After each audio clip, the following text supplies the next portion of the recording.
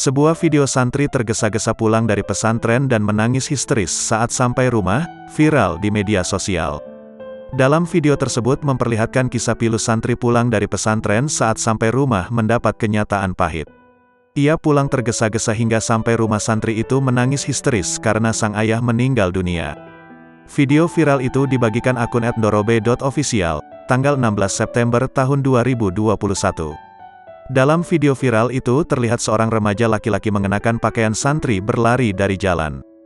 Terlihat tanpa alas kaki, santri tersebut begitu tergesa-gesa berlari ke sebuah rumah. Saat tiba, tampak rumahnya itu sudah ramai dikunjungi sejumlah warga. Dengan wajah tak karuan meringis, terdengar ia menyebut nama bapak. Begitu masuk rumah ia kembali berteriak memanggil nama bapak dan mendapati sang ayah meninggal.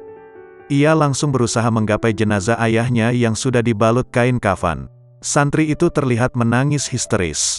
Ia juga terus berteriak sejadi-jadinya memanggil nama sang ayah. Sementara itu juga terlihat orang tua yang berusaha menenangkannya.